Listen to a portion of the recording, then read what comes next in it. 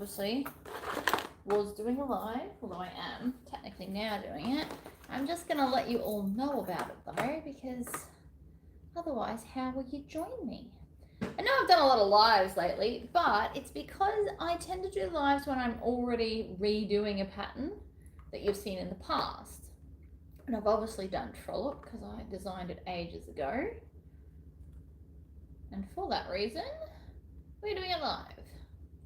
Also, I enjoy chatting to you all. So, and this is the best way to do that. So I'm just letting you all know. Oh, I've already got 7 people here. I am live making a trollop. So I had 2 fat quarters. Hello. I had 2 fat quarters of Harry Potter, and that dictated the whole thing that I'm making today.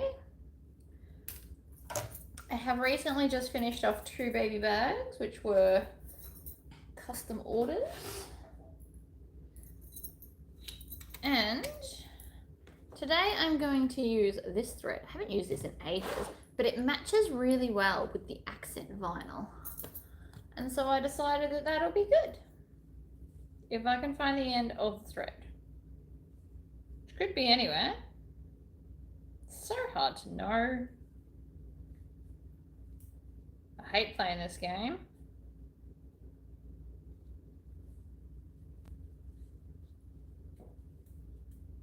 I mean, that looks like, oh, there it is. Ha! You just stuff about with it enough. So my house is dry, my shed got wet. As you can hear, I'm not overly upset. I did suspect it was going to happen. There's not much that can be done about it. So stressing and crying is just, it's not really my jam. I don't do that. Why cry over things you can't change? I'm not damaged. I'm not hurt. My family's not hurt. And all my sewing machines got moved inside before they could get hurt. So on a scale of 1 to 10, I think I'm kicking goals. It does mean that I'll be inside for longer, which is totally fine. I am going to kind of make my area look even nicer. So that is something on my list for this weekend. So there is flooding in Townsville, yes. My backyard got a bit swampy and there were floods into my shed. Some main streets in Townsville have been flooding. It's been all over the news. There have been crocodiles like coasting down like inner city in the flooding water. But my area specifically is fine. When we bought the house, the first thing my husband looked at for where we were going to buy is making sure it's out of a flood zone. So we didn't even look at any houses that would potentially flood when we went looking for our forever home. So we're fine for that.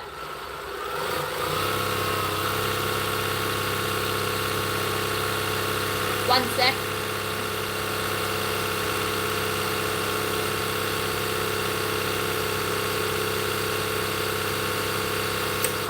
I was given this thread. I think I've used it once.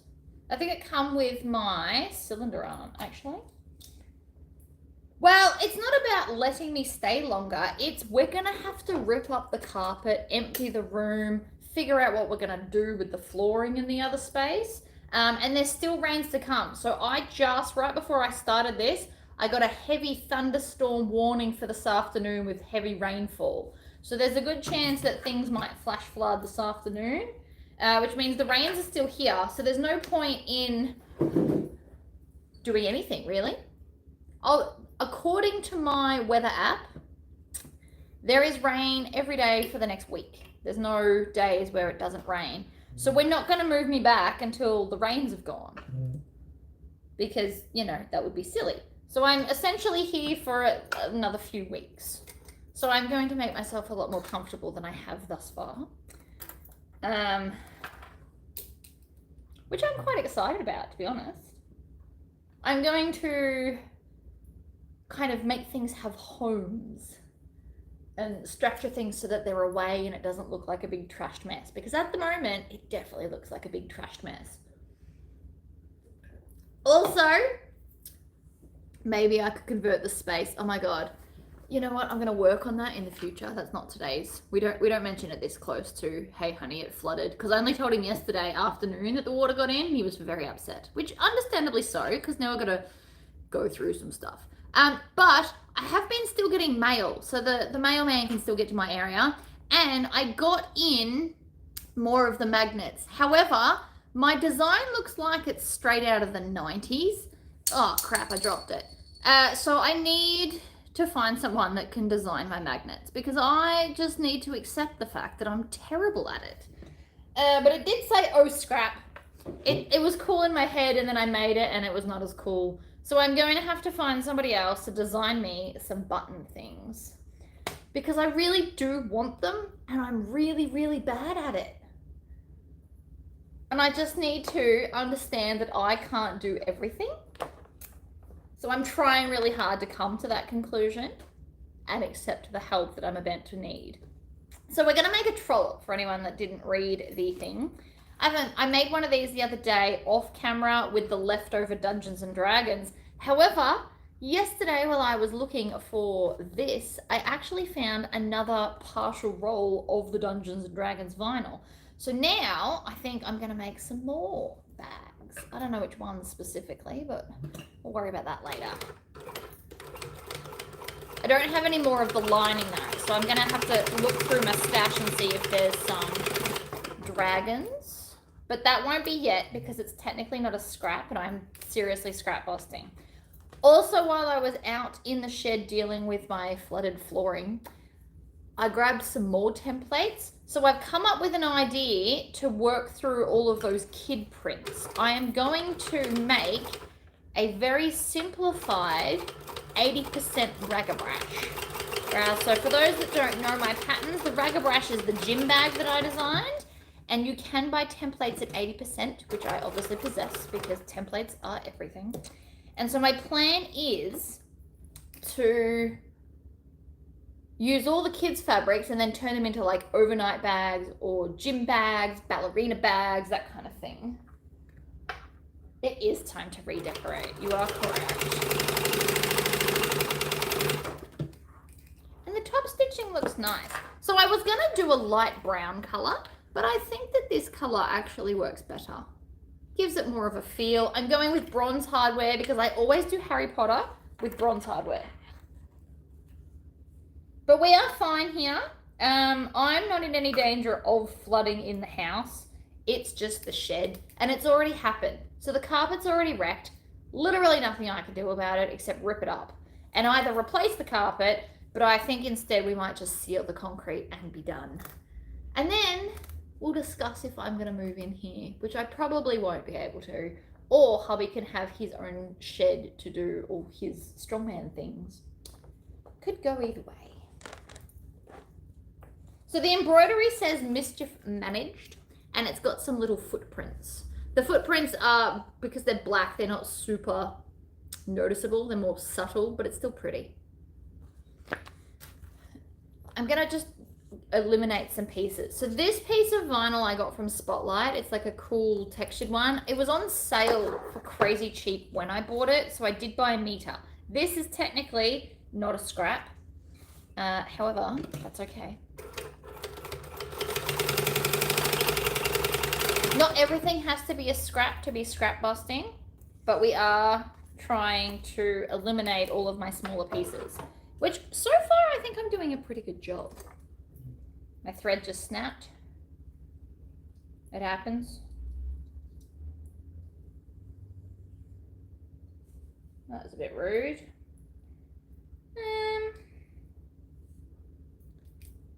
Not even dealing. Just chop it off. So we're dry. I felt like wearing a pretty dress today. I've also put makeup on. I have a few things I want to do today. So I started a dress that I'm supposed to be wearing tomorrow for a lunch, which I assume it'll still be on unless the rains get so bad, in which case we won't be going for obvious reasons. I prefer to say safe than to be driving around in floodwater, because that's just silly. So it'll depend on how much rainfall we get today and tomorrow, whether or not I'll actually go, but it also might just get cancelled because of the same thing.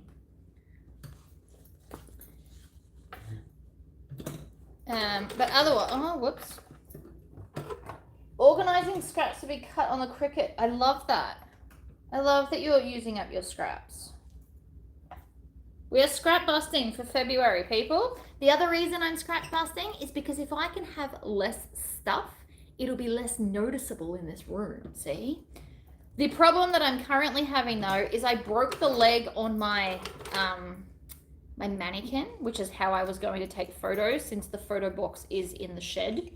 So I need to start taking nice photos of these products so that hopefully they'll sell online and then there'll be less stuff here. Although I did sell my Dungeons and Dragons kangaroo bag that I made, that is already gone.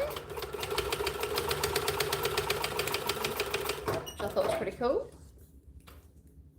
This thread is not great. I have a solution though, so I'm gonna have to stand up. But I do have a solution, so if your thread is a bit dry and keeps doing this, I'll get the product. Hold on 1 second. Now I use this product for embroidery mainly, but it is silicone spray. So what I do is I spray the big roll and hopefully it'll stop being feral. I'm spraying all the way around it because again, this is really, really old thread and it's just clearly a bit dry. So I'm just covering the outer layers, and then once we get through a few layers, you can go back and spray some more. How am I liking the non-rolling chair? Oh my god, I love it. So I no longer have the problem of I accidentally hit the foot pedal, which was a big problem that I was having. So I will definitely be looking out for a chair that I can reupholster and probably laser engrave because I can. I don't even have to pull the chair apart. So this new laser that I'm still yet to do the video of, there's reasons why I haven't. But I've got a new laser and it's completely portable and you can just kind of hold it against something and laser. And I'm very excited about it. I have been doing some stuff. I plan on taking it to the markets as soon as I get myself a power pack or whatever they're called. Can I get the student photographer to do it? Well, what I'm actually going to do is I'm going to go to the tape when the floods stop and see if they want to paint my sewing machine at a project. I'll obviously pay for all the stuff, but they might want to. And the only thing I'm going to tell them is it's horror themed and my favorite color is green, and then they get creative freedom because I don't like to be stifled too much when I get custom orders. And so I will not stifle them. Will be how that goes. Hopefully, at least. Now, the gusset I have put foam on, as you can see, because it gives a really nice structure to the bag. You don't need to put foam in the whole bag because the front and back layers are vinyl and they have layers to them. You don't need that much bulk, but putting foam in just the gusset gives the bag structure without having to overdo it. Just if you needed to know that. All right, in here I have all the things, literally all the things. So I'm looking for these, which are my pockets. So these pockets are just a half-size Tory pocket, if anybody needs to know that. Actually, I might do the strap so that I can just get it done. So I'm doing a 1-inch strap. And I'm going to put the accent strip. So this is a 1/2-inch strip of vinyl that I'm going to make as the accent because it'll be pretty. But no, I really, really want, now that the magnet stuff came, I now have 199 magnet blanks so that we can go back to having magnets because the magnets are fun. But I am not in charge of designing them because I'm terrible at it. I know what they want them to say, but beyond that, like my design skills suck. I am more of a physical fabric kind of a design person, apparently. And that's okay.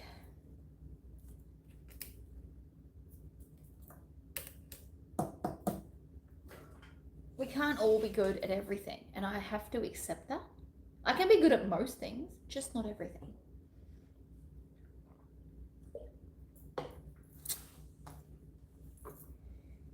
But I also really want magnets again. The magnets are fun. I only charge $1 for them. It's not like I make a big profit. I just think they're fun. It's also why I don't really want to pay someone to design it, because they'll probably charge me $50 and magnets will end up costing me money to do, and that's not just what we're doing. This has black on the back of it, so the color goes all the way through, and then there's like a black felty looking stuff on the back. This was just a spotlight vinyl, and I literally bought it because it was on crazy sale. I think it was like $12 a meter or something. Whether it was clearance or just they were having a crazy sale, I'm not sure. Because I don't super love it. I don't hate it, but I don't super love it either. But I think that it's really going to work with what I'm doing today.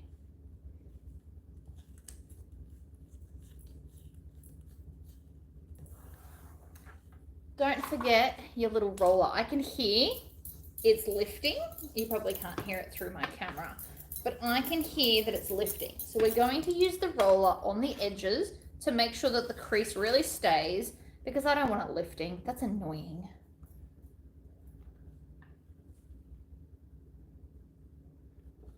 Oh, the white edge on here. No, it'll be all right. You could double fold it. The problem becomes is then you've got 4 layers of vinyl in your strap adjuster, and sometimes it gets a bit thick. So, I mean, other options to this problem are edge paint this now before we stick it on, if it does bother you. Use fabric instead, because it'll be flatter and easier to go through your strap adjuster. There's lots of options. I also now have 95% of all my hardware. I went and bought some more plastic containers. And so now, instead of having a wall of hardware out there, I've just got excess that didn't fit in my tub. So I've got all the stuff inside. So I do plan on making more of these and then finishing them with all the other bits of hardware that I needed to make them. Because they're just going to be a fun little $10 thing that I take to the market. Because not everybody can afford a handbag or need one. And I understand that. But who doesn't want a cool looking key fob? Tassels are fun. Pom-poms are fun. Everyone's a winner. So I'm just going to, again, rub the edge of this with my little roller. I actually prefer this tiny roller. It's quite precision-y. It's plastic. It'll probably never wear out. It's comfy and it's green. Ticks all the boxes. Okay, now, if you wanted to, you could stick this on. I'm just going to hold it because, you know, I can. No other reason, really. In the middle. Oh, see, that sentence, in the middle, just triggered a song in my head. Ah!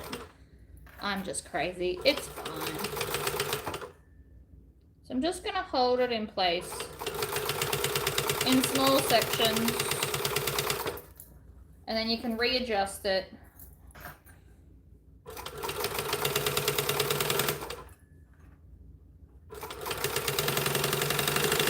I also, because these were fat quarters, or close enough to, I also could have made possum pouch, because that's fat quarter friendly. Also, now that I know that I'm not moving out of here anytime soon, I'm going to go back to pre-records of new patterns. Because I thought I was only going to be in here for like a week, and now it's probably going to be more like a month. So this is Trollop. This is one of my patterns, but I'm heavily altering it and basically eliminating a bunch of stuff, because recently I have decided that there is such thing as too many pockets, and so I've taken like half of them away. And instead of the cool little clasp thing, I'm actually just putting 2 magnets on it, because it's still pretty.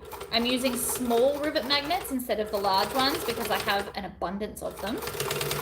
And this is a good bad to use it. When you're going to do 2 magnets, 2 smaller ones works out quite nicely, and it's not a huge bag.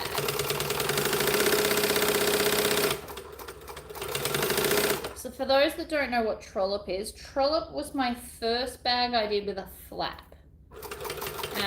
I do love this bag.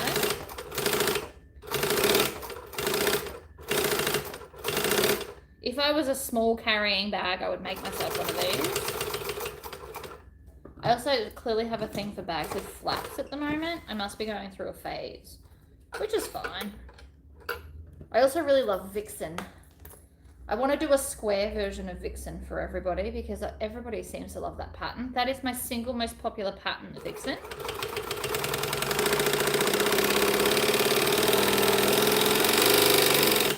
I love hooning. So much fun, guys. Get onto it. And if you want to hoon but you're worried, get yourself one of these. It's a heavy duty magnet. Put it up against and then just go.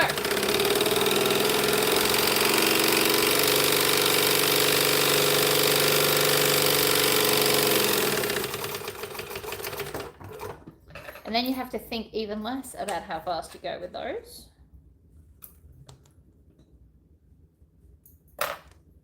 Haha! Ooh, you got a vamp. I don't mind vamp. Vamp was fun because it taught you skills. When I designed vamp, it's got piping, it's got quilting, it's got all the things. I haven't made a vamp in ages. Mainly because they didn't sell very well, which was unfortunate. I can't predict. What is hooning? Okay, so if you're a hoon in Australia, you drive crazy in a car and you speed and you go around corners fast and you do skids. I don't know what that's called anywhere else, but in Australia we call that hooning. You're a hoon when you drive a bit crazy or really, really fast. I never speed, but I go from 0 to the speed limit quite quickly.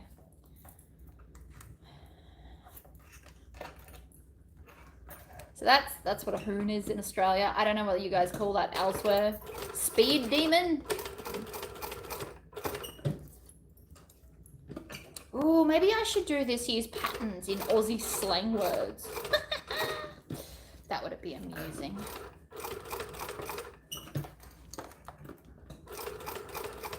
I could live the rest of my pattern life with Aussie slang words. It's just a matter of do I want to. This actually looks really pretty. I do not regret my decision to put these colors together. I think they're fabulous. Alrighty, let us put this in the tub. So that is done. The strap. We put that on last. I'm not having swivel clips on this. This is a non-removable strap because you don't necessarily need it removable, especially when it's the only strap there is. So we're gonna attach it later. Next up, let's go back to this bit. So we need this. I need some zipper tape, which I forgot to grab. Of course I did. Also, I ran out of fabric. So one of these is sideways. So I'm gonna make that the flap that nobody's gonna see, because that's just the easiest solution, in my opinion. All right, I have got brown, and that's probably it. It's probably the only color that's gonna suit, although this came in the subscription box. I think it's a bit too bright though. It's a bit bright for what we've got going on, unfortunately. So we're gonna leave that. We're gonna do brown.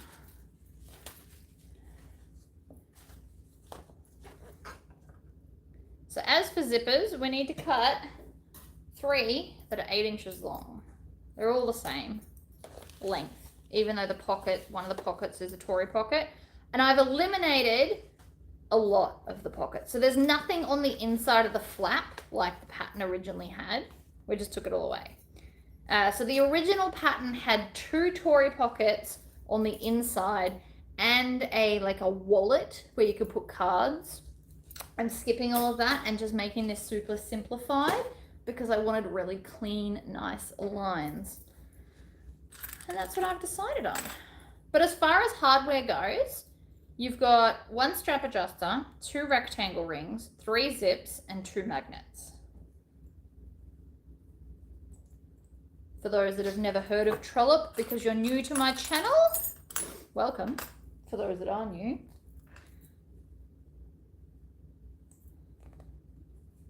I also need to get into the groove to write a pattern inside. I should call it the monsoon. I won't, but I should.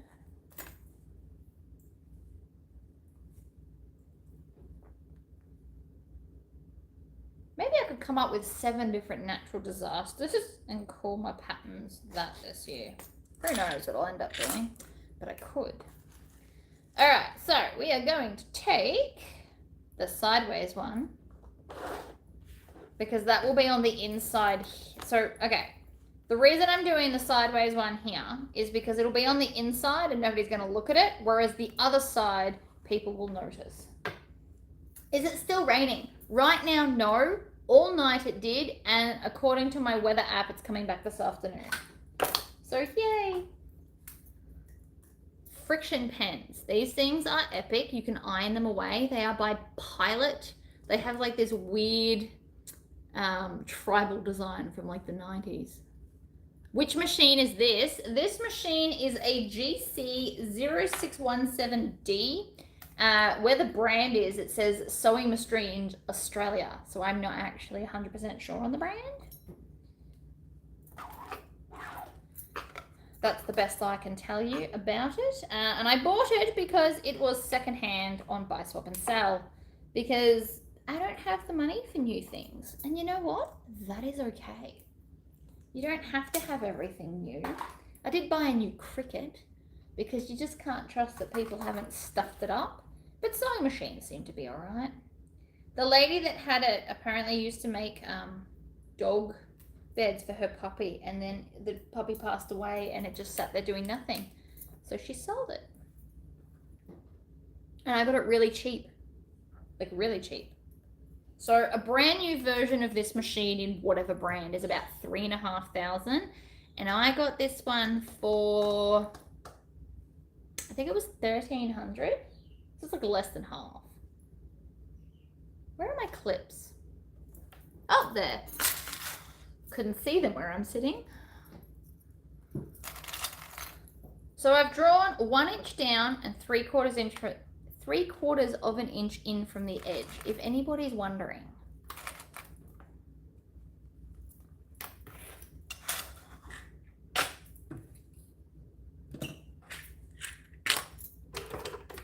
Back stitch, as we always do. I made this the other day and I only did 3/4 of an inch down, and it just doesn't work quite as well. The zipper sticks out a bit, which was annoying. So we're doing a full inch down and hoping that I'm not getting the embroidery.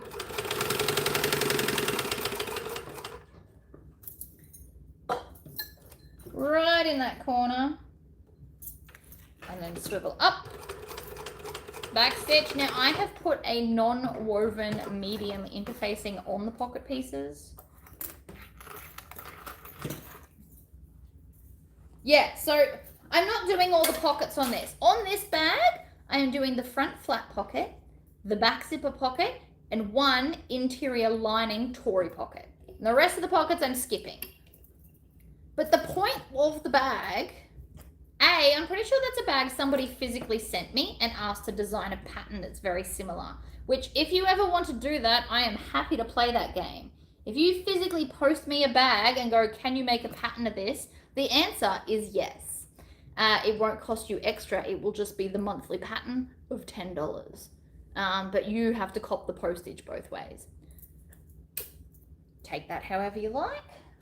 Card slots. No, so I'm skipping the card slot thing as well. But if you wanted to, you could take the Chris W. Design zipper overlay that has card slots attached to it and make it that way. This bag is more for and take a wallet, in my opinion. That's how I would describe it in all my professionalism. All right. Double-sided tape is your friend. I'm getting low to the end of this roll because I've been making so many straps. Luckily for me, I kept a few rolls for myself when I was selling it. Might be a little while before I can get in more double-sided tape. And also, did you all know in Australia that KA Custom Fabrics in America, I will now be their Australian distributor of your pre-orders. So you can order on there and then they figure out the postage when you get here and you just pay me the postage and I post it to you so that you only have to pay Australian postage costs, which I thought was pretty cool. So this is going to go down like this. And then these side bits are going to go back like this. Make sure you pull them all the way back. Don't let them fool you. You want a nice crispy corner. See that? Double-sided tape's holding it all in place for us. You can, of course, use clips. I know some people are very anti-double-sided tape. That is totally okay. Lots and lots of clips will be your friend for this. And get the roller. I'll be getting the roller anyway.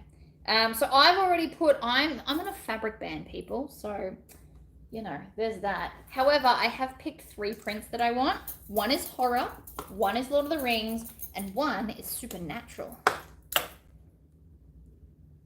Because A, I have embroidery designs to match all of those things, and B, they are awesome. And lots of my followers like the same stuff I do. Not just you guys that watch how to make stuff, but like people that buy the finished product. This is what it should look like. Beautiful. And so then I'm going to grab one of my zippers with the zipper closing to the left as always, and we're just going to lay it down in there like that, and I'm going to top stitch it down. So the zipper should touch the top edge. We're going to stitch nice and slowly.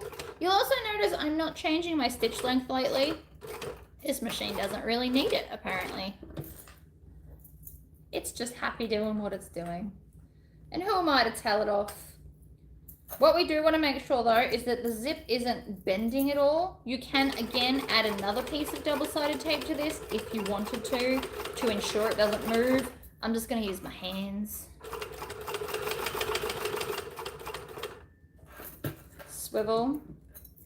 I'm going to get a sew all because this angle is a bit dodgy. So I'm just going to shove it in and push it so it's straight.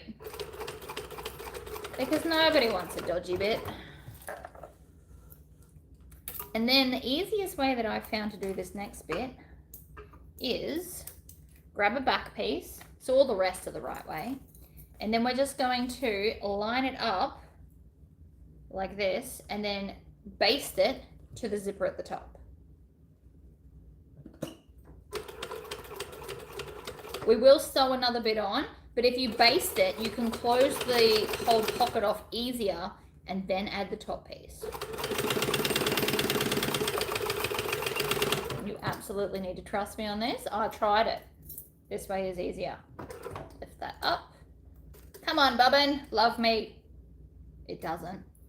It's being stubborn.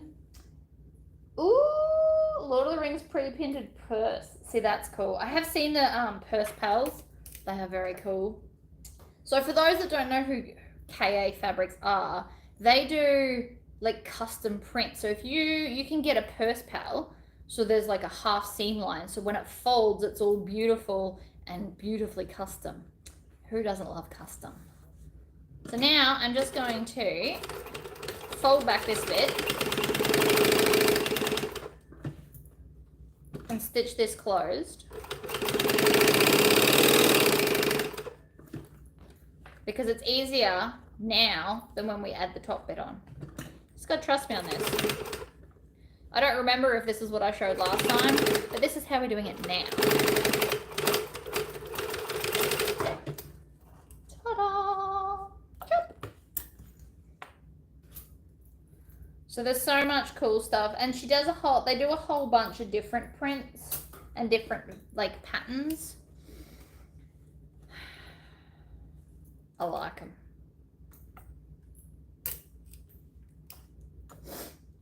a vixen, a custom printed vixen would be epic. All right, so then we're gonna take, I went with the maroon, and we're gonna put that as the top part of the flap.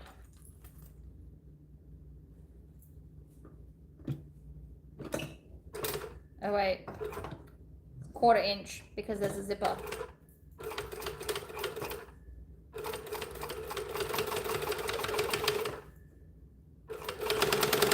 Then when I get close to the actual zipper pull, we're gonna zip it out of the way because nobody wants to fight a zipper pull, or at least I don't. And then from here, we fold this up, top stitch it down. Bob's your uncle.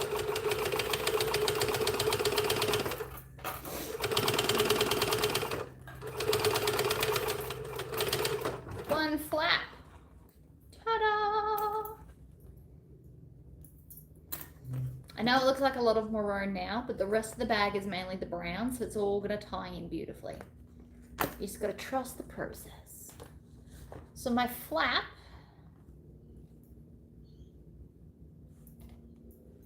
gets clipped. Tori, Tori, Tori. I finally catch alive.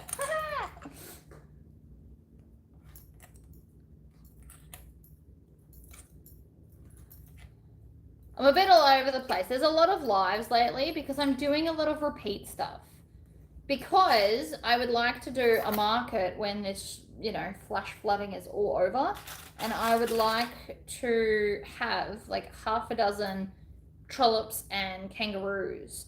And they're a really good scrap busting moment. But I promise, as of next week, I will start doing more of the "you've never seen this pattern before from me" videos, which won't be live. So there'll be a lot more pre-records. I also really need to finish a dress today, so there won't be a second video.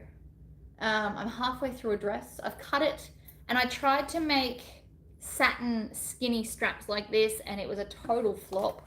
It wouldn't iron, and it wouldn't like pull through. It just died. So we won't be doing it that way. And instead, I am going to go and buy some ribbon that matches. So that's going to be right after this live, because the afternoon is expecting heavy rain, and so I don't want to be driving in it.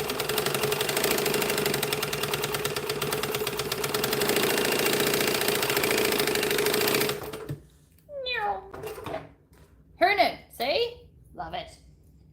When practical, discuss prices. I am working on a market myself.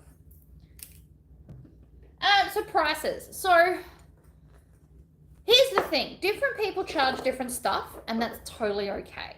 I buy a lot of my fabric on sale, so I get it cheaper. I buy my interfacing in bulk, like by the roll, not by the meter. So at the moment, Spotlight has the bag foam that I use is $27 a meter. So you need to factor in the fact of, are you going to go and get a Birch account and buy it by the roll, or are you going to just buy it by the meter from Spotlight? Because that will affect your pricing. Also, I'm a pretty fast sewer. So I know some people that charge more than me because it takes them one whole day to make one bag. And I average on the fact that I want to be able to make at least $100 a day profit, right? So you think of it like that. You want to make $100 profit a day from your time. Obviously, you might want more, and that's fine. But that's how I'm averaging it. I would prefer for my stuff to be affordable as opposed to exclusive. I have no delusions that I want to be like Gucci, where, you know, things are crazy expensive because they say Gucci. And that's fine. So this bag is going to be with embroidery, $75, and then without embroidery, they're all going to be $65. The kangaroos, I charge $85 for no embroidery and $95 with. So basically, I just charge $10 for embroidery, no matter the design. Some people do $4 to hoop and then $1 per 1,000 stitches. But a lot of the designs I use are like 56,000 stitches. And so nobody's going to pay $56 just for the embroidery part of a bag. So I am going to put my logo, yes, just not on the flap. I don't need to be front and center. I want this to shine. So, but I will put my logo. That is a good point though. I will physically grab one. Boom. I made these myself with the laser. They are epic. For those that don't know, this is iron-on, laser engravable leatherette. So I have lasered my new, this is my new logo because this year is all about branding for me because I'm terrible at branding myself. So this is the logo I put on physical bags, and then my original logo will stay for all patterns. So they're kind of separate. They say the same thing, but they're, you know, this one is like sleek, clean, minimalist because again, I want you to know who I am, but I don't need to be the focus. The focus is my glorious bag I made. So we're doing that. But things like this, like I'm gonna buy some more of this. If you guys want your own custom labels made, I am more than happy to make them. I have already done it for one person. You just tell me what you want and the size, and off we go. You can get black with gold, black with silver. I think you can get blue, like instead of it being black, it's bright blue and red. There's a whole bunch of colors I can buy. I don't currently own them, but if you wanted tags, you could prepay and I would go and buy it all. Options, all the options. You can also go to Brimax and get the plastic tags that look like metal that you rivet on. I'm getting some of them as well. These are really good for wallets. They're flat and simple, whereas the other ones are more likely I'm going to put on like the center of a vixen. But these ones will go on this bag. So branding is important. And then pricing, I actually have a friend I call and I see what she charges and I tend to just charge the same. Because she's got like a spreadsheet where she works out how much everything costs. And I'm a terrible business person and I don't do that. Because to make this bag again, to go and buy all the vinyl would probably cost more than what I currently paid because it just does. But that's the flap. It's also got some glue residue. So when I ironed on something, it's got a little bit of residue. See if I put it in the sun, see here, it's got like some spots on it. To get rid of that, I am just going to iron it again at the end with a piece of fabric here so that I can wipe the glue onto the fabric, and that'll be a throwaway piece. So there you go. So that's the flap, and the flap looks awesome. We are going to put rivets, but I'm not going to do it yet. Set that aside. Let's get the lining done just because it'll eliminate a whole bunch of pieces for me. I'm all about removing pieces. So here's a Tory pocket. Here's the gusset. I might as well do the gusset now. I really do like eliminating pieces. This is not how I write patterns, but it's absolutely how I sew. I try and write patterns in order so you guys can follow on what the hell's going on. But when I'm live, I just grab bits and do it the way I would do it if I wasn't recording at all. Although, to be fair, I usually also have music on. There's gusset. Check. And then we're going to take one of the pockets. It doesn't really matter. But if you've like fussy cut it, because you're going to remember the pocket's going to... Actually, I might put the pocket on this one.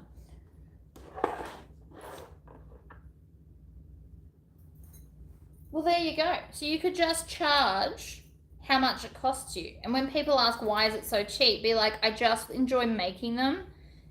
So this is what they cost me. And then add $10.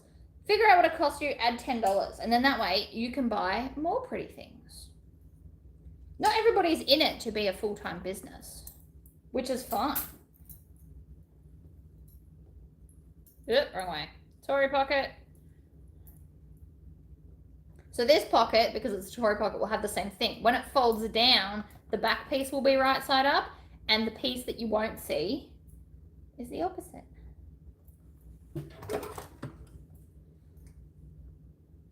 In the corner, stitch. Nope, just lost my thread. I thought I might.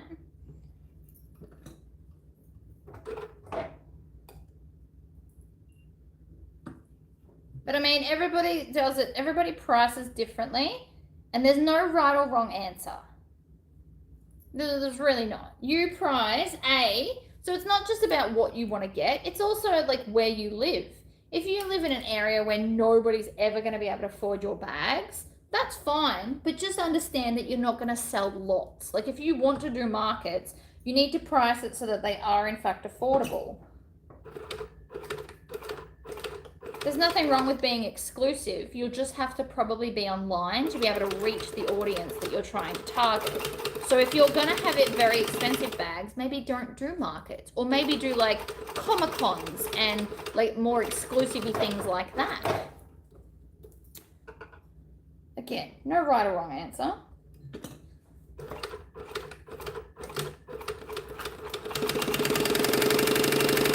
But this bag will be $75. I recuperate my costs. I make a bit extra.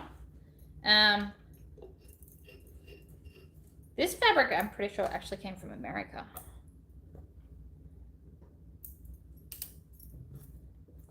I tend to not buy fat quarters. Just because I'm more limited in what I can do. But this took both the fat quarters. So the lining on this bag takes about 1 meter. Oh, it's hot. The weather can't make up its mind if it wants to be hot or freezing cold with an aircon on. It's driving me insane.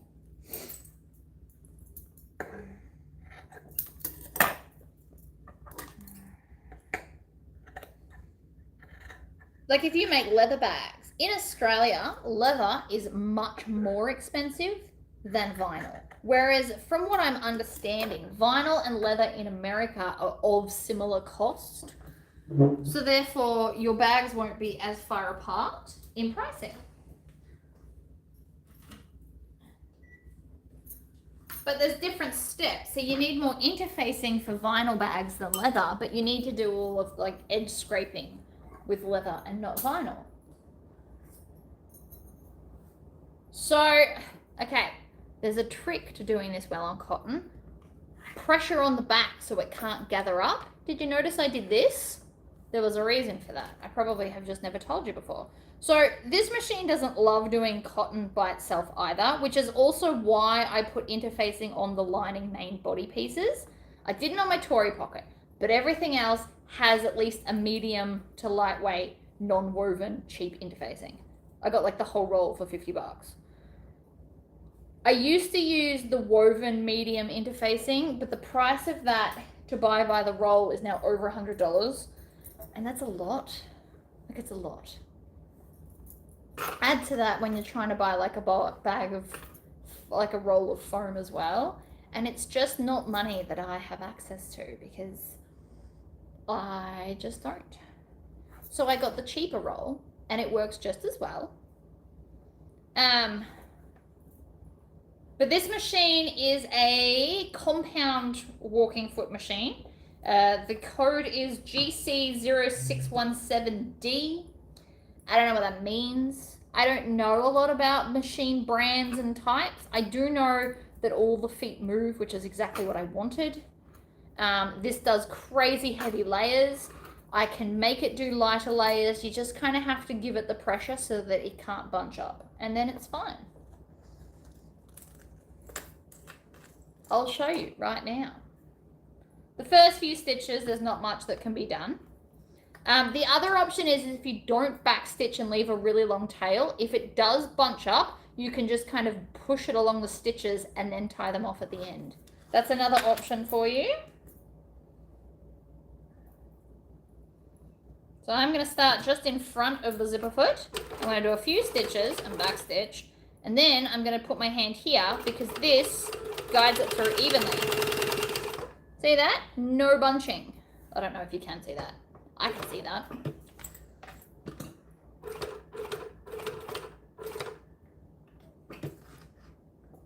So again, line it up. I've got to tug a little bit on this, like that. Line it up, hands down, grab onto it. I'm not so much pulling, I'm just not letting it not move. I'm guiding it to do exactly what I'm telling it to. Waterproof canvas often works better, and I don't understand why, but it just does. Whoops. See that? That was a weird habit.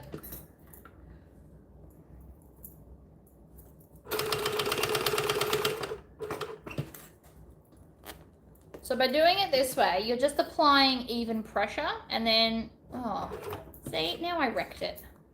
It's my own fault. I am aware of that. This thread is not being my friend at all. But yeah, you can do cotton on here. I also know some people that sew their linings on a separate machine. Nothing wrong with that. Whatever works. If you wanted to, you could get M40 and M60. So all your linings are done in a lightweight machine, and then all your heavier linings can be done, or your final joins can be done on a heavier machine. Whatever's going. I like the heavy thread. I think it looks prettier. I think, because it's thicker, you see it more, so it's more of an accent and less of just, I'm going to join you together. But not all machines can handle the heavy thread that I use. My green machine did, but only just. That was the max thread size that I could do on it.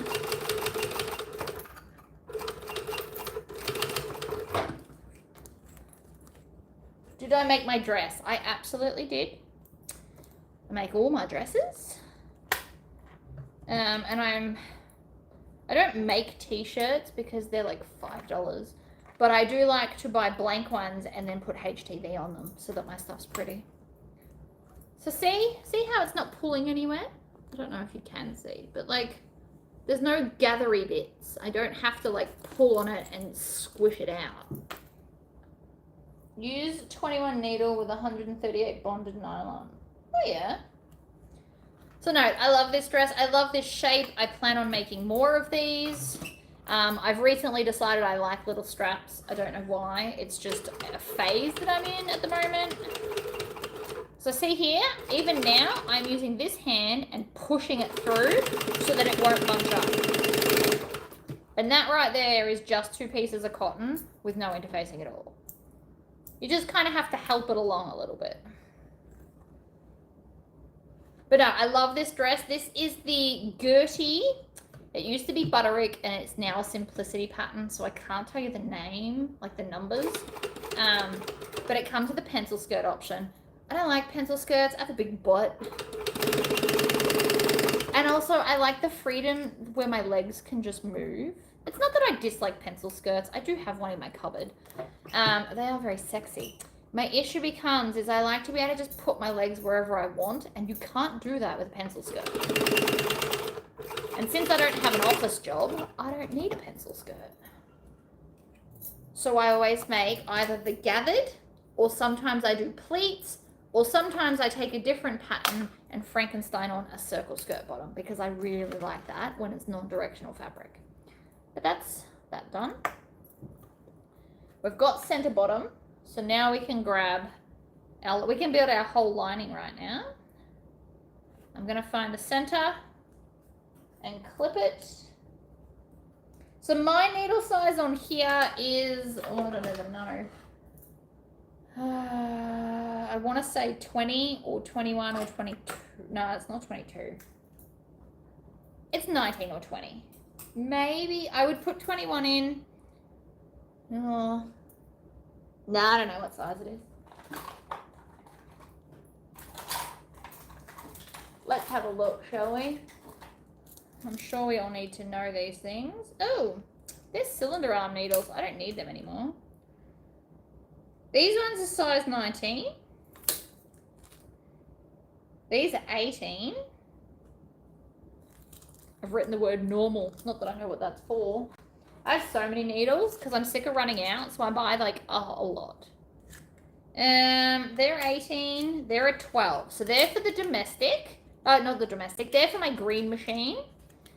18s, 22s, 18s.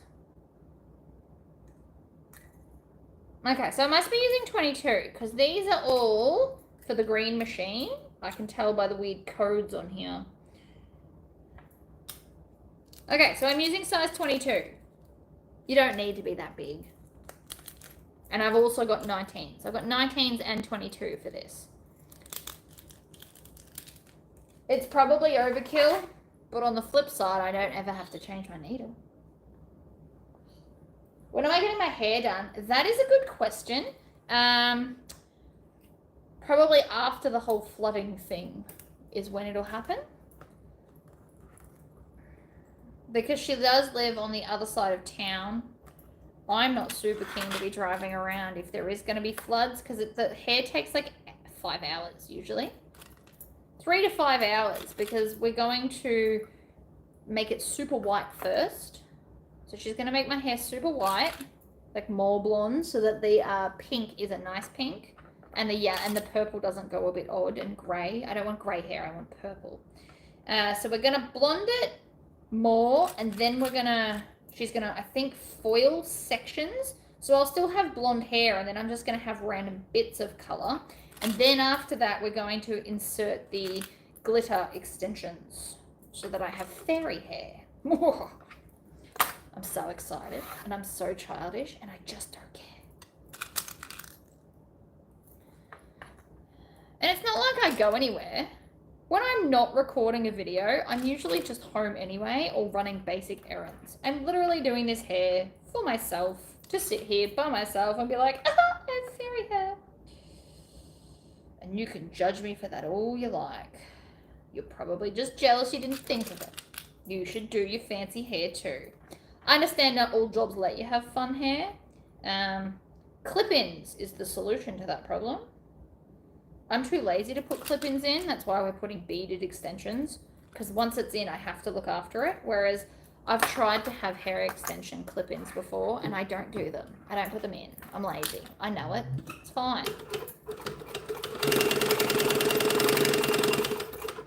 Okay, so see that? Because I've got interfacing, even though that's only 2 layers of cotton and 2 layers of interfacing, it's thick enough it's not giving me grief, which I appreciate.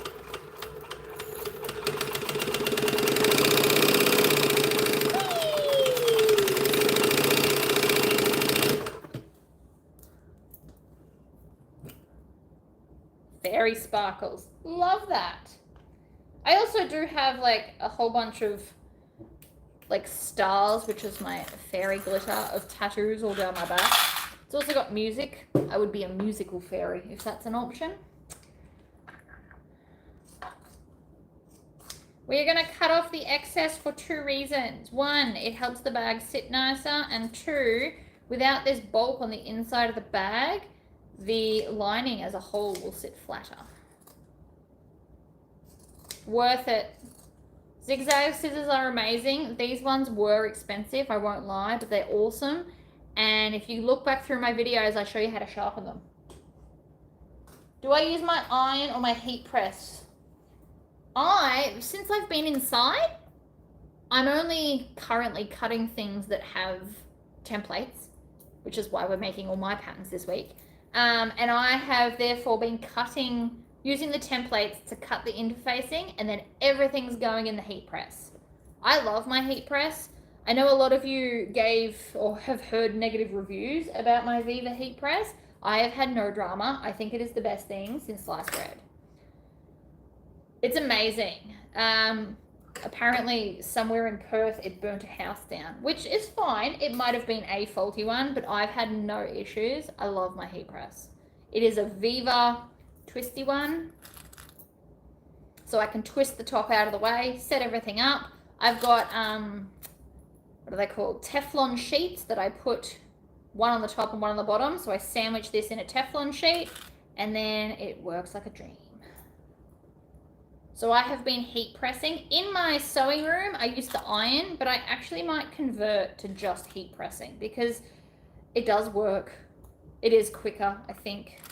It's been quicker. It feels like it's been quicker. So whether it has or not, I don't know, but it feels like it's quicker at the moment, especially with templates. I don't know if it'll be as quick if I have to draw out all the pieces and then cut them and then fuse them, but we will find out when I start doing not me patterns. I can't help but I like my patterns. There's some other patterns I like from other creators. I do love the purse pal. Love that. I'm not anti other people's patterns. I just enjoy what I design. And even if you don't buy my patterns, I do also have a lot of cool little hints. So it's fine. Could you unplug it when not in use to prevent the fire risk? I just don't. Okay. It's always plugged in, pretty much. I think it was when it was turned on that it had the issue. But I turn it on, I use it, and then I turn it off. I don't leave it on for 8 hours a day or anything. Like, I turn it on, it heats up, it beeps at me. I have everything prepped I want to heat. I do that, and then I just turn it off. So it's not sitting on for hours, because who wants that kind of heat? It radiates heat. It's a giant freaking heater. So I leave it on as little as possible, but not because I'm scared it'll burn my house down, but because it's hot. And like right now, I've just had to turn the air conditioning on because it's hot.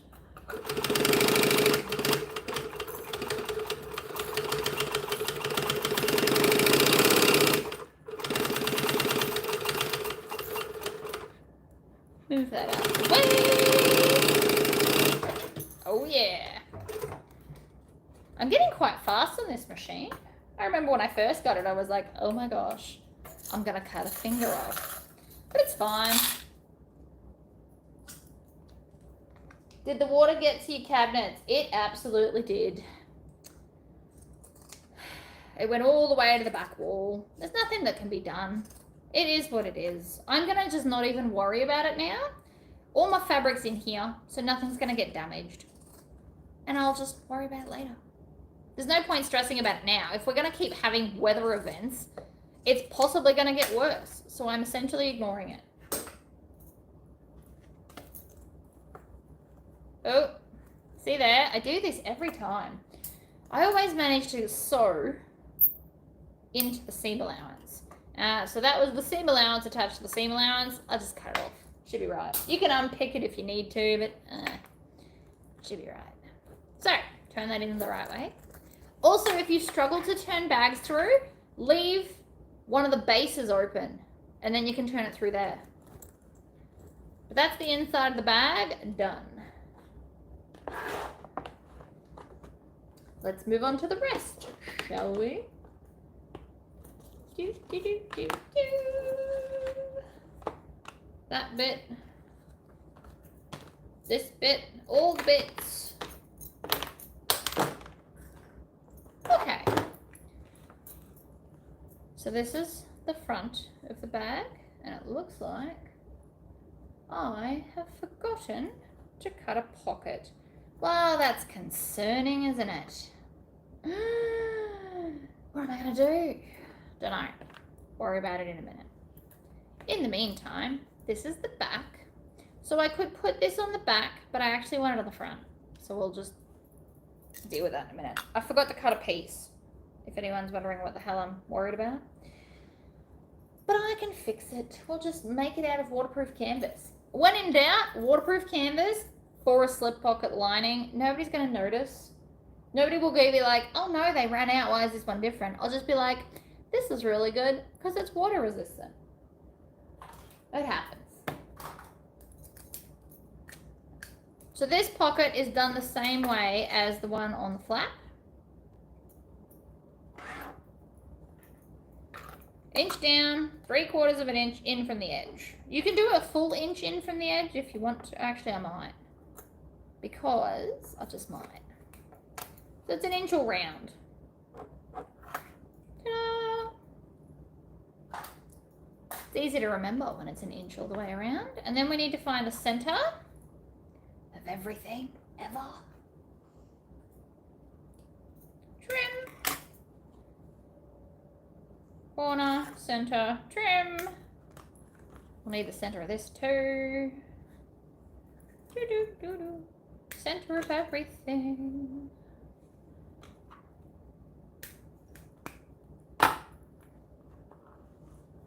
Alright.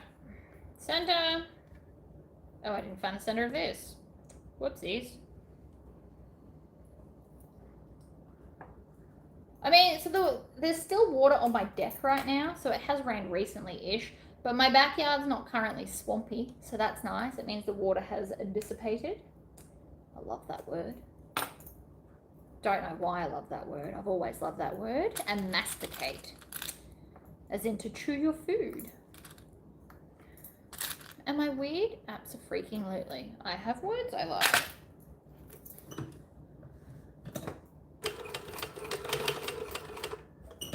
Yoink.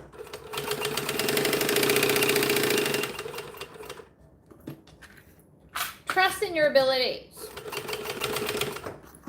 You can do this. Chop, chop.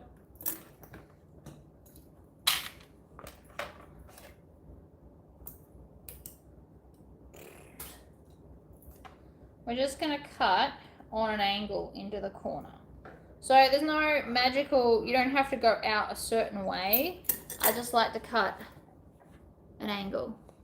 Angles are your friends.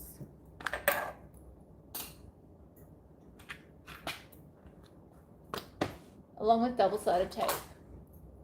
I'm actually going to need to go out to the shed later today and get more double-sided tape because this is getting close to the end. So we are making a trollop, which is one of my patterns I made ages ago from 2021. But I like it anyway.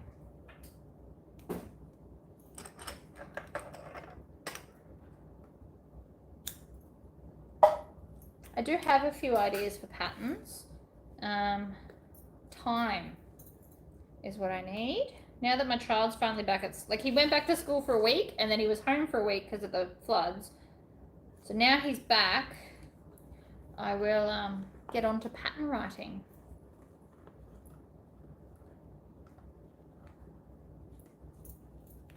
I need to come up with another cool wallet pattern. I know I've got a few wallets, but like Wench is only for people that have a crap ton of cards. And Strumpet's fun, but not everybody likes Strumpet. I get that. Holy smokes, I caught a live. I love that you guys are all excited. It's because I've done so many this week.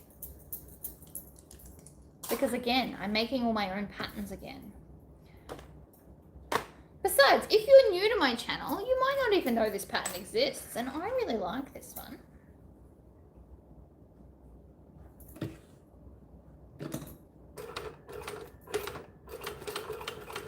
Now, if you're not using number size 5 size zipper, you might need to do 3/4 of an inch down and not a full inch, because that will be relevant to stuff.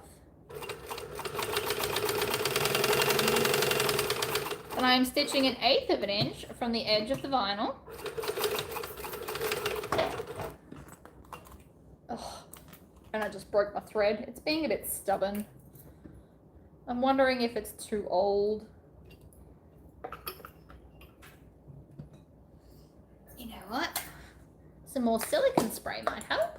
So this is what you put on embroidery thread.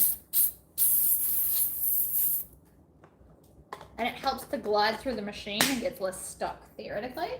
Especially metallic threads. It is advised that you spray metallic threads with silicone spray when embroidering with them. I don't have any anymore, so that's not really an issue.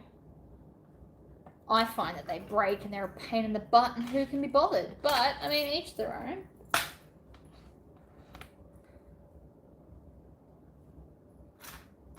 So I'm just going to clip this so it stays where it's told. And we're going to just baste along the top edge.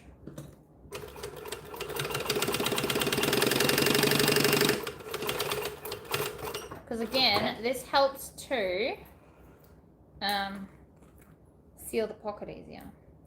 We don't need to leave these ones open because I left the Tory pocket open. Did that deliberately. Tory pocket's always easiest to close. Turn up. One more.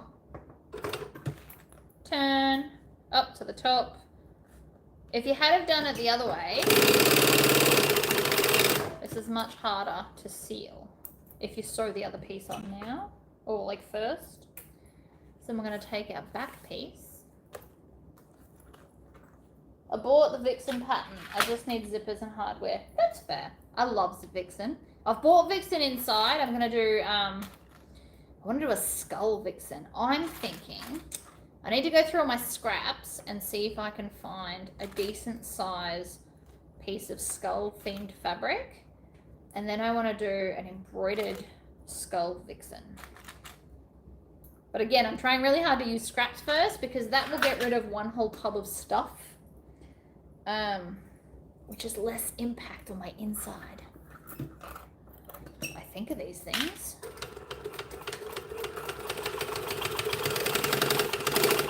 All right, I'm up to the zipper pull. Zip it out of the way so that you don't distort your stitches. Back stitch, swivel, push it up, top stitch.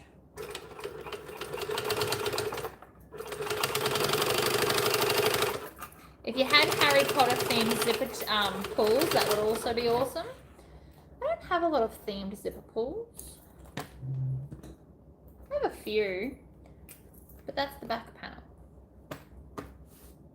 which should be the same size, which it's not, which is a problem. These are meant to be the same size. I think I've put the lines on here wrong. I keep finding that this stuff is not the size it's meant to be, and I'm not too sure why. It is concerning.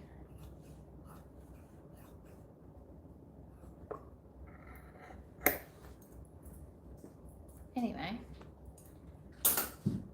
I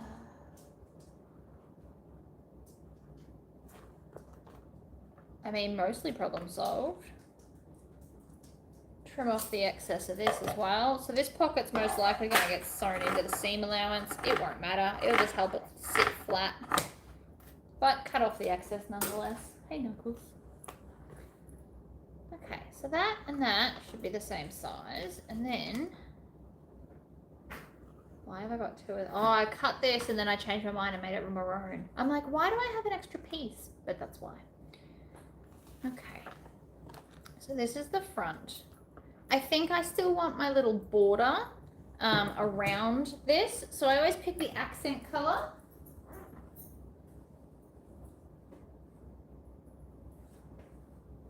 So this is my accent maroon color, and I'm just going to cut a 1 3/4 inch square to make it pretty, because I like pretty.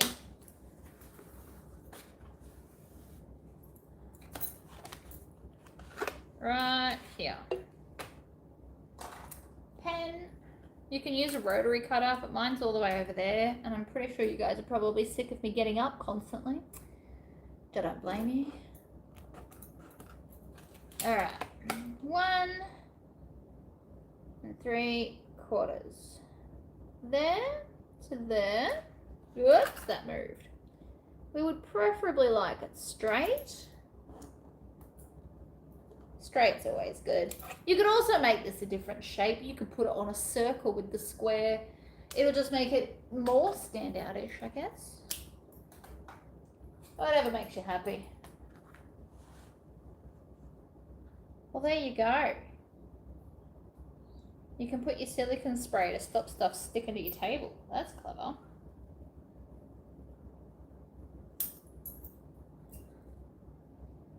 You might be wondering why I don't have a whole bunch of these already cut out. The answer is because I need them for all the colors, and it would get messy and hard to find. It's just as easy to cut them as I go.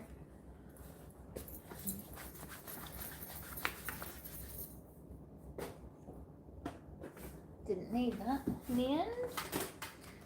So, puppy, what are you doing? Technically these are iron-on, but I'm not turning the heat press on for this. That's ridiculous. I can just use double-sided tape and it'll work just as well. I don't have any skull bags at the moment. But I also don't have a lot of skulls in my scraps, which is the other problem, because I really want to use up scraps. And I mean, I'll get there. It's just a process. Not today. Today I need to make this and then go to Spotlight and then finish my pretty, pretty dress.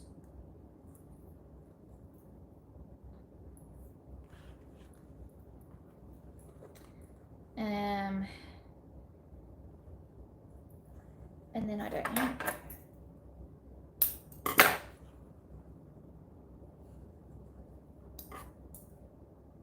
I'm finding the center because the center is just the easiest way to do everything ever. I'm going to crease it, which I know I usually say is a big no-no, but we're going to crease it so that when I stick this down, it'll be in the middle. And then we grab this one, stick it on top. Now you can stick this one on first and then the other one, but I had already pulled it, so we're doing it this way.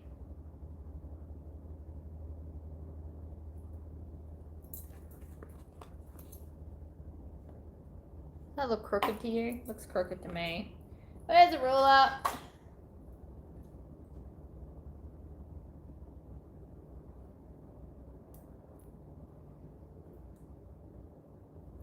It is crooked, so I'm going to pull it off and fix it. I'm going to put it 7/8 of an inch down from that top edge, like that, and I'm going to use this, butt it up against it. Now it's straight. Okay, stitching all the way around the edge. Needle down, pivot. Nah, I missed. Do a half stitch so it reaches where it needs to.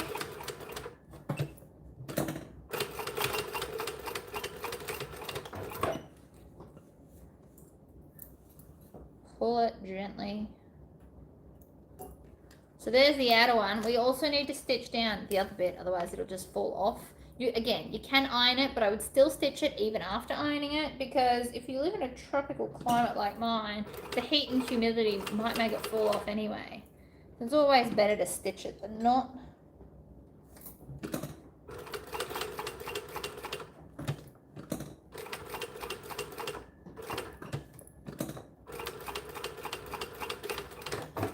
Ta-da! Pretty. Now it's like nice and accented with the other color behind it. Please don't spit your drink all over your machine. That would end badly. How pretty is that now though? So they're pretty cheap, right, to make these. You buy a sheet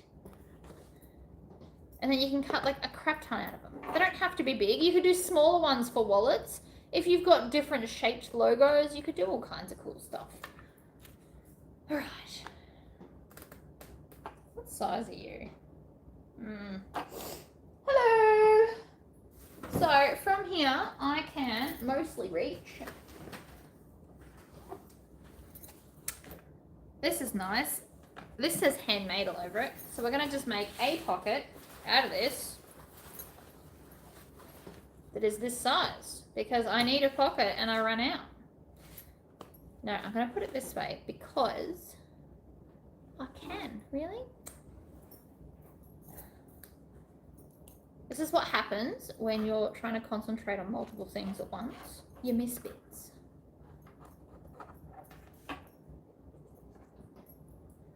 And I ran out of the fabric. I mean, all the problems of the universe.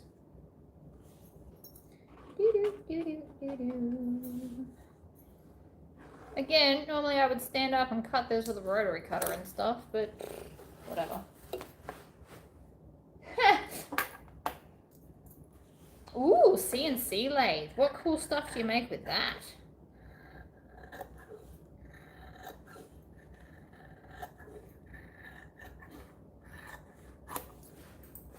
I will fold that up later when I'm not on camera, I promise.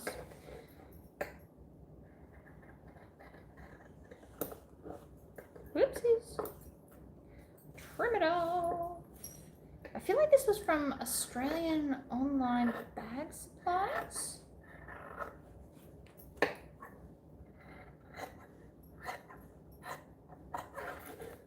Pretty sure. I also think I got it in grey. Grey goes with everything. And because it's a waterproof canvas, you don't need to interface it. One day I'm going to get to a point where all my bags only have waterproof canvas inside, but it's no time soon because I want to use up all the fabrics first. because a lot of them aren't really designed to be outside main character fabrics. So one day I will use them all up, and then I will live with just waterproof canvas bags on the inside. Because that'll be pretty.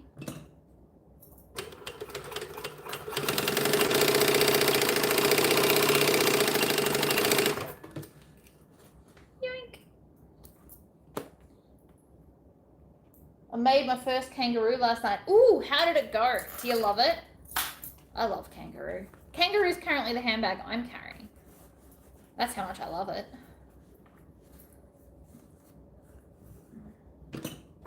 I'm not a big personal fan of smaller bags, but Trollop is towards, like, it's getting closer towards small bags. If I'm going to carry a bag, I want to be able to fit all the things.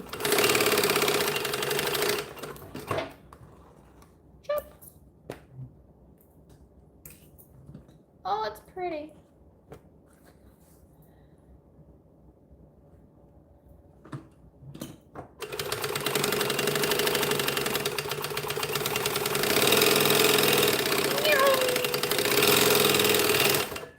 You know you want to hoon too. Oops, I pulled too hard, snapped the thread. Don't know if this thread's going to survive in my house pass today. It's a bit dodgy.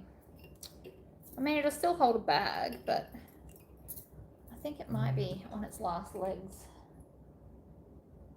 That makes sense. If you're, especially if you're not on a thick machine like this, interfacing out of the seams, great plan. I made mine floppy, so mine's got no interfacing. It's just like a floppy vinyl. Still cool. I need to take pictures, but I broke the legs on my mannequin, so I can't take photos with the mannequin.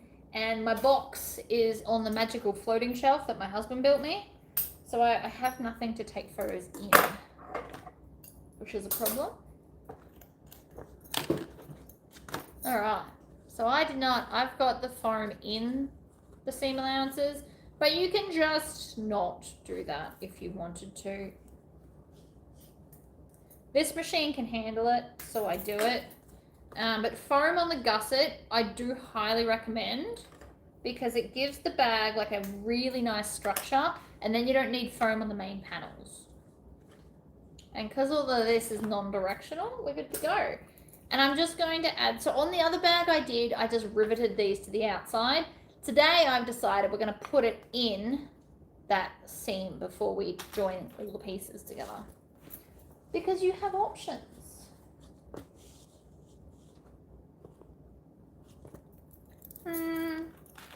Clips. Always start in the middle. And I like my clips to face my gusset. You can do it the other way. How about we do one each way, just because we can. Alright, come up here. Line up that edge. Now, the gusset on this is designed to kind of be pushed in a little bit because it is a 3D object. So just be aware of that. You need to rescue your treadle. Ooh, that'll be fun.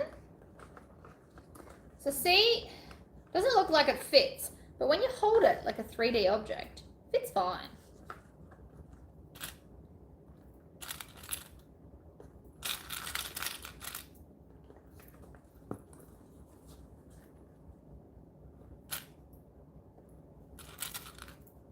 So this one, we will do it gusset facing up, and then the other side, just for something different, we'll do gusset facing down to prove that you can do it all ways.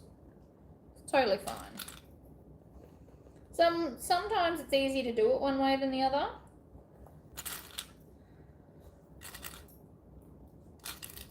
Okay. See how it's going to give us a beautiful structure. I know it doesn't look like it yet, but it will give us a beautiful structure. I promise. Trust the process. Stitching, back stitching. I've actually made this whole bag with a 3/8 seam allowance, even though the pattern says 1/2 inch. Did you know you can do that? Actually, that's a lie. I did 1/2 inch on the lining. It's just going to give it a little bit of a snugger feel.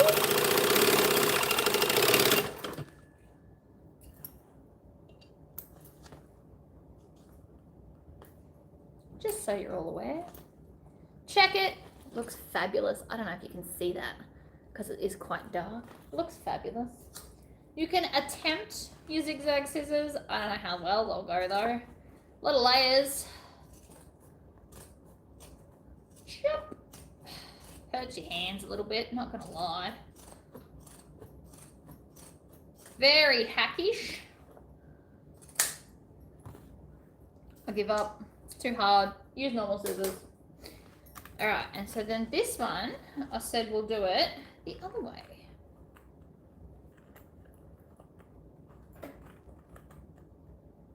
Treadle sewing machines could probably handle bags really well because they're all heavy duty, really. They didn't make lightweight machines, it was just epic.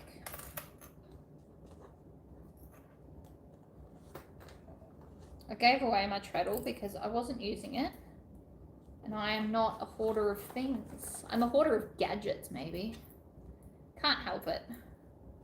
But not of multiples. I just kind of want one of everything. So this time, we're doing it the opposite way.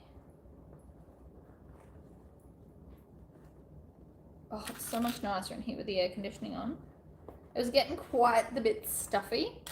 That will be due to all of the rain and the sun is currently out. See how it's gonna like hold its shape? It's not gonna be all saggy. Look at that. Ooh. And the vinyl on the main panels should be enough. And if it's not, you can always, like once I sew this, if it's not standing up nicely and it looks weird, you can always add a piece of interfacing into the seam. You just attach it and sew it in like another piece of fabric. If you need to. Depends on how floppy your stuff is, really, and how firm you want the bag to look. Each their own. Alright, so this time, because we've got them this way, we need to hold the bag like a 3D object.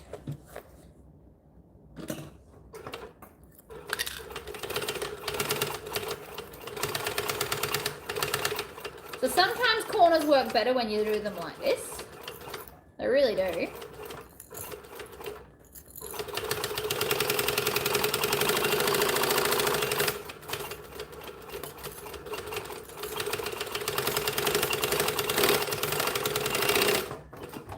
You can do it either way, and I just broke the stupid thread again. Don't think you're gonna survive the rest of the day, mate. This is driving me nuts.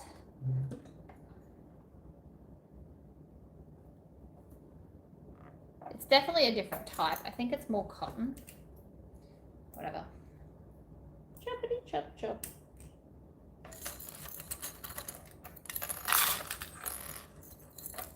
Sewn chaps, that's cool.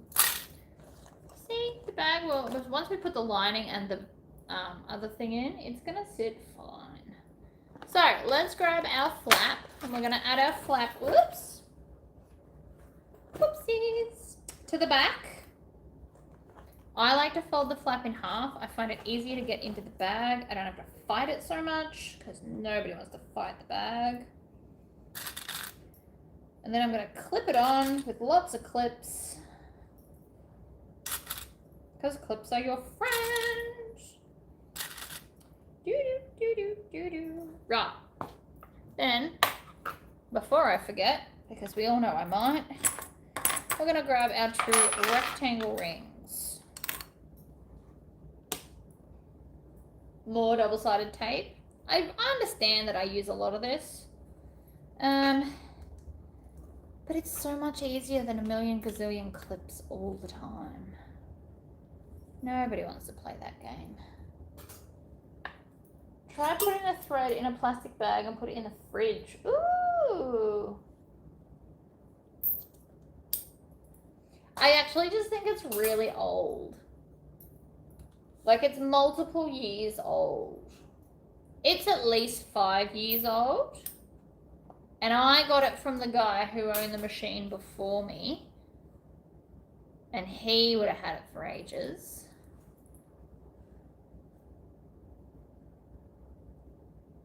Oh, Teresa, try KA Custom Designs. They have so many pretty things. You might like them.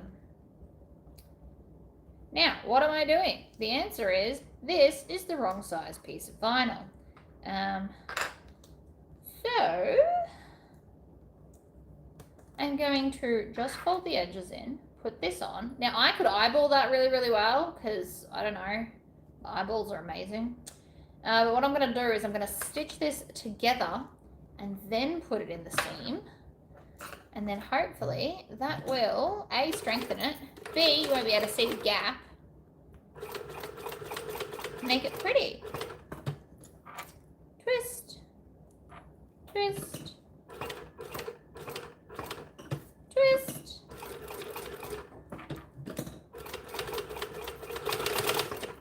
Not that you'll see most of that, because I'm probably going to make it shorter, but, you know, it's fine. There's lots of different places to get cool vinyl prints. So many cool places.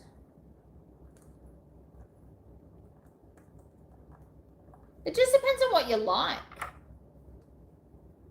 Your fudging abilities are wonderful. Okay, so what happened was I originally cut these for D-ring connectors. And then I changed my mind. And so I wanted rectangle rings. But rather than throw this out, this will still work just as well. It's just harder to get straight. But it turns out that I'm quite okay with that. Turns out I can do it pretty well. So I'm also here to prove to you that mistakes are okay. Look at me so far. These are the wrong size. I nearly forgot my tag. I missed the piece of lining, and the bag will still look amazing. And it hasn't taken that much longer. I will get this bag done in under 2 hours. It's been an hour and a half since I turned the video camera on. We're doing fine, and I keep having breaking thread issues. Like, don't stress about stuff, honestly.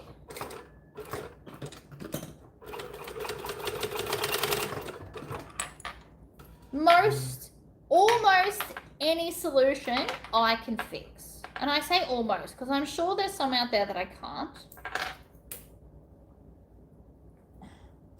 I'm not a big Disney fan, and that's what I see the most. See, I love skulls.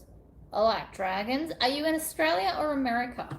Because I'm sure between us, all 61 of us people here, we can come up with some cool places to get some cool skulls and dragons. I've had some cool skull vinyl from Inklings and the Kraken in Australia. KA Custom Designs has everything. So from them, I'm about to buy a horror themed one. She's got, like, you just type in skulls and I'm sure heaps will come up. But she's got like so many awesome horror ones. I'm sure if you type skull, you'll get some. I'm also getting a Supernatural print from like the TV series Supernatural. And I'm getting Lord of the Rings because I love Lord of the Rings. Now the question becomes, how far do I want these to stick out? So they are around. I don't do a lot of Disney myself. I don't think. If we think back to all the things I've made, I don't mind watching Disney movies. We pay for the Disney Channel, but that's because they've got like horror movies on there as well. Because I just like horror movies. Who are we kidding? I'm a Pooh Bear fan. Oh yeah. There's a couple in Australia at Spotlight, funnily enough. They have some Pooh Bear.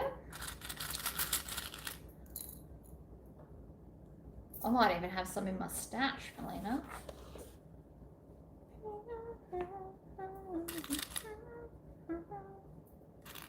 Alright. So I'm just clipping them to the sides. I eyeballed the center, but that's because I've had so much practice I can eyeball the center. And then my zipper pocket goes on the back. So it's going to go touch the flap. And then the first thing I'm going to do is I'm going to clip the sides. I always do the shorter sides first because they're quicker and easier. And so that's what we're going to do.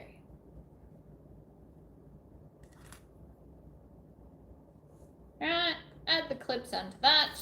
Other side. Short sides first. Bring it closer to you. Your arms get really tired when you're doing this. I mean, I suppose it's a good workout. I actually had a thought the other day that, you know that Pamela Pupkins workout thing that's really funny? I could absolutely make a sewing themed one. And then I thought, oh, is that too far in my ridiculousness? I'd need someone to make me like the music. But I could absolutely do a sewing themed workout, and I thought of all the things. My brain is so childish. And I wouldn't change it. I made a Pooh Bear bag the other day, actually. I haven't quite finished it. Well, I thought I finished it, and then I realised that I missed a bit, so I have to go back and finish it. But that's okay. Oh. Alright, I like to do this up. I also plan on top stitching this because it looks nicer if you top stitch it. But see how the bag's looking like standing up by itself? It does all the things. I am going to come back to where I've put those, what's it called? The straps, and we're going to stitch over them some more.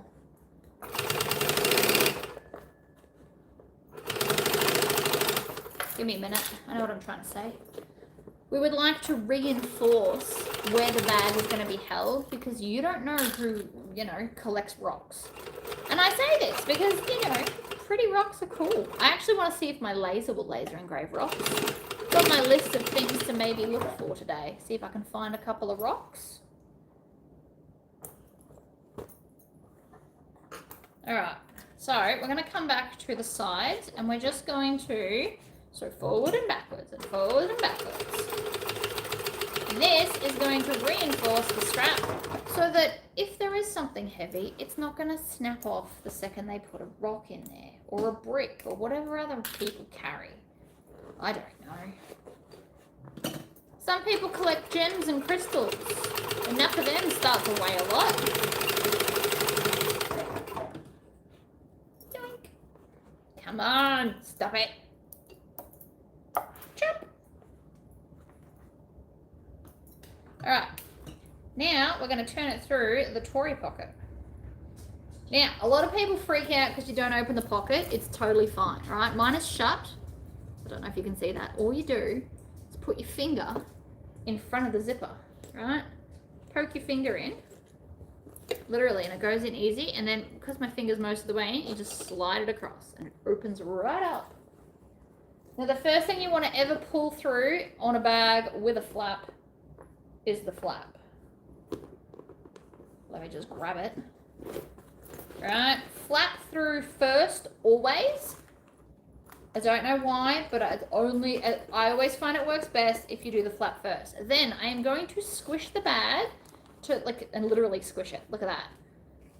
Don't worry about it. It'll be fine. You can always iron it out or set it up and it'll get rid of the creases. Right? I'm going to grab and just pull it through. And then I'm going to squish this. And what you want to do is you want to get the Tory pocket over the bag. If you can get the whole bag in the Tory pocket like this, it tends to just fall out the other end. I'm working my hand in to grab, pull. So I'm pulling the pocket away from that, and look at that. Boom. That's mostly out now, so I can stick my hand back in, make a fist, because I have nails and I don't feel like breaking them.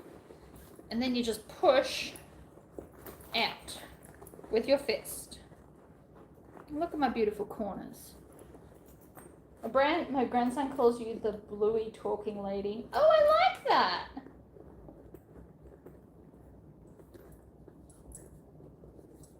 All right.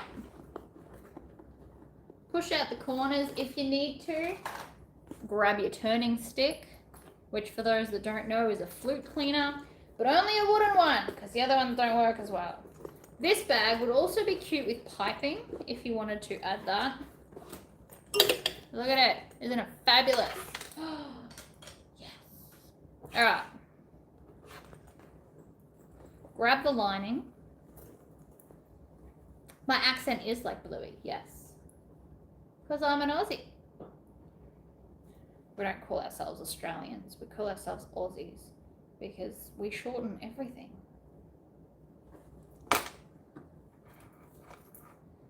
Not many words we don't shorten. We're lazy.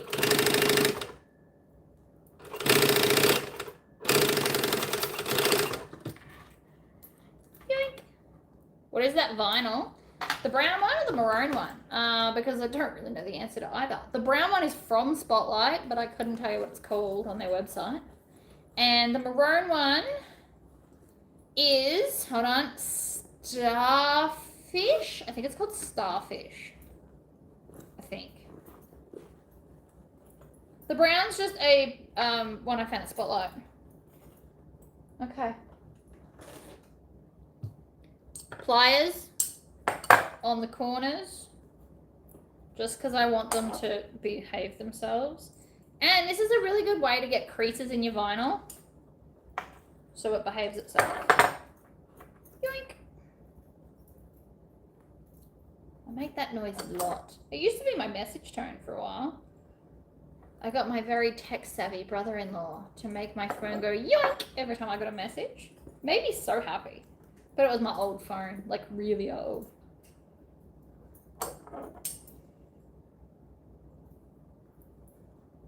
So I'm just squishing those four corners because it'll help me in a minute. And then we're going to top stitch because A, top stitching is pretty, and B, it'll stop this weirdness. I'm not efficient. I am lazy.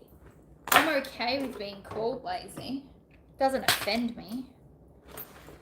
Promise. I'm Aussie. Doesn't offend me. I'm lazy. We're all lazy. We're a lazy nation. Anyone that tells you different is lying. Alright, 1/8 of an inch.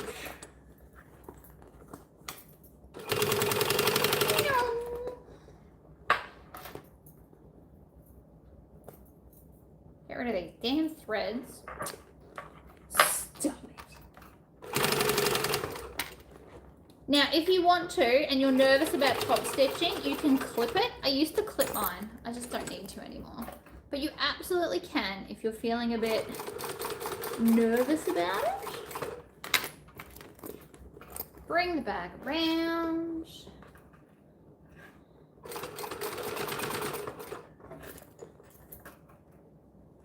Right on that seam. Do. I'm just rolling it in my fingers. I know you can't really see, but I'm just letting you know. And I just do it in sections. But again, you can totally clip this, and it'll make the sewing more smooth if that's more what you're into. My computer used to say, "Hey baby, you've got mail." See, that's fantastic.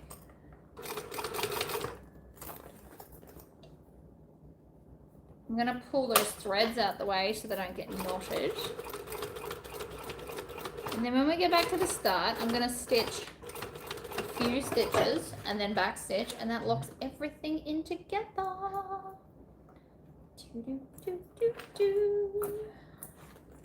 Right, chop, chop. Ha ha! Look at that. How pretty. I haven't put rivets on yet. I'm doing rivet magnets. Again, this is why we love rivet magnets. And that looks crooked. Stop it. It's not crooked. I promise. My bag is not so far out that it's that crooked. It just needs some squishy, some Tory squish. Be quite violent with this. You're trying to get the vinyl to crease so it stays where it's told. We want the crease. So see here how it's rolling in. I don't know if you can see that. Grab it. Violently shake it, move it along a bit, do it again. You can't hurt it. Look at that, already better. I'm gonna stand, I always stand up over the bag, push the lining in, make it sit beautifully. See, look, all smooth, no wobbly bits. It's because I did a slightly bigger seam allowance. It's got a pocket in the back, and then this will just go up and over. And then we just kind of let it sit where it wants, and then I'll put the magnets in. Again, why I love them at the end. Love magnets. Rivet magnets, absolutely my friend. Tracy, is there somewhere to buy that file? So this design is from, I think it's String Theory Fabric Art, I think. Either that or Etsy. I got it because I had a custom order at one point, and now I'm just using it again because we can use things more than once. I'm actually on a mission to try and use my embroidery designs more than once. All right, so then I'm just making sure the bag is sitting the way I want. And I'm gonna bring the magnets. I'm not gonna put them in the corner because they don't have to be in the corner. Everyone just assumes you have to put the magnets in the corner. Well, I'm not going to, and you can't make me. I'm gonna go 3/4 of an inch up from the end and 2 inches in, right there. Same with the other end. 3/4 of an inch up, 2 inches in. Why? Because it'll be pretty.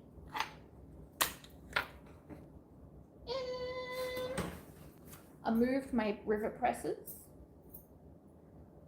So I need to grab it, and it's in a very awkward spot. You're making notes. Good! Come here. Ha-ha! I got it.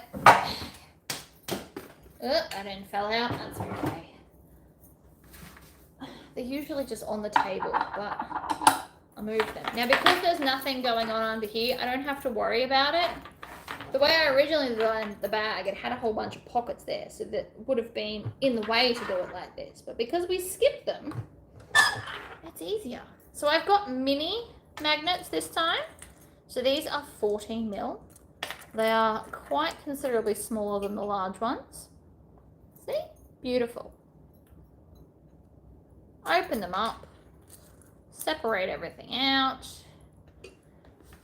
Push them up and through. Cap on the top. I've got to get the die sets for them. I have so many die sets. Ugh. We have a box. For those that are new here, I now have a box of die sets. I don't regret. I use all of them.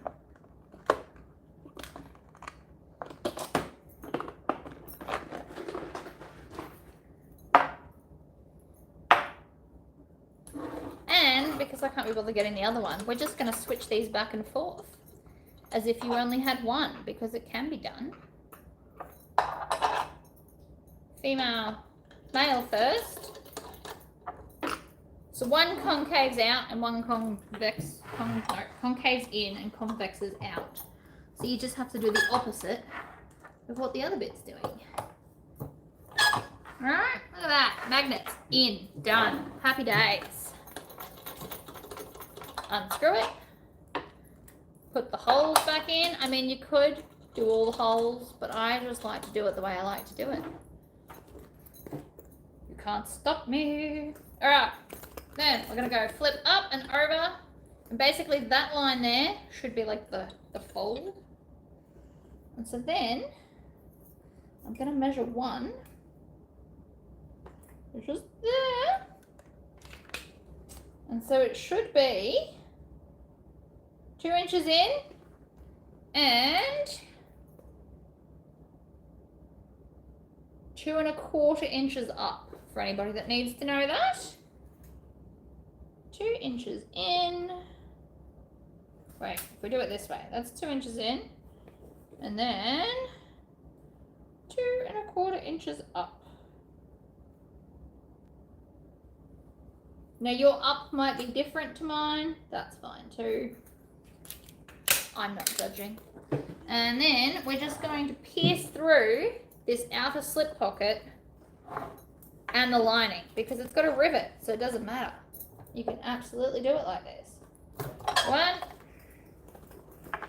And this, again, is why I love rivet magnets.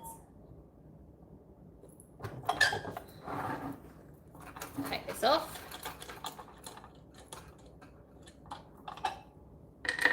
Put the other one in.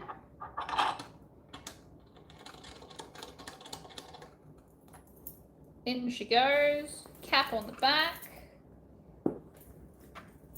Make sure they click together. Second one. Oh, this is so cute. Again, I'm manhandling the bag. Don't worry about it. I love rivet press. I love rivet magnets. I don't use normal magnets anymore because you have to put them in early on in your making. And if you make any changes, it's really hard to like fix that. I mean, the other option is I could, well, not with this one, actually. Still wouldn't work. Nothing would work. Right, 1, 2. Nailed it. Look at that. Beautiful. I like it. Put these away. And then we just need 2 rivets, or 1 rivet, 1 or 2, whatever makes you happy, to install our strap. So I'm going to grab my handy dandy rivet setting template because I'm obsessed with this thing. Nothing you can say will deter me from it. I love it. It makes me weirdly happy. Okay, so we're going to line it up. And then I'm going to do 0.5 and 1.75 because I know that.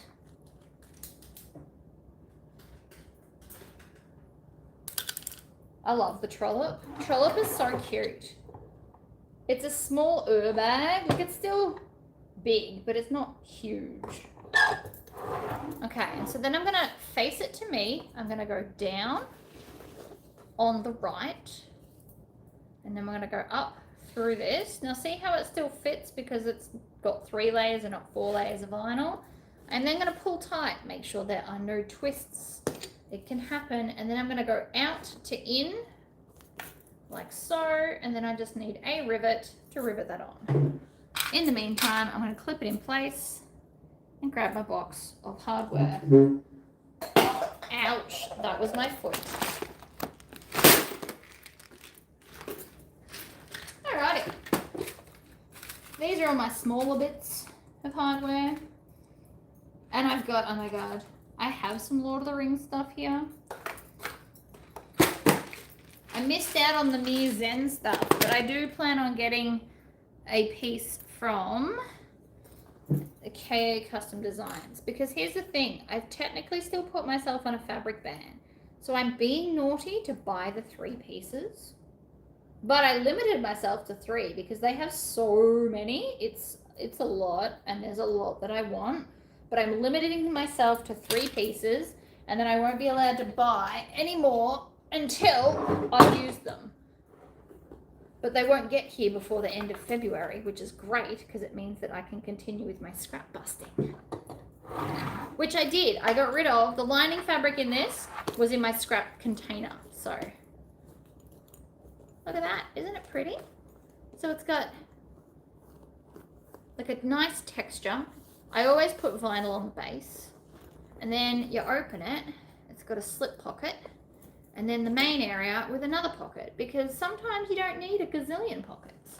And if you wanted this to be even stiffer, you would just put different interfacing in. But I love that. So that's the second one I've made this week. The other one I did off camera. And I can show it to you if you like. It's exactly the same theory.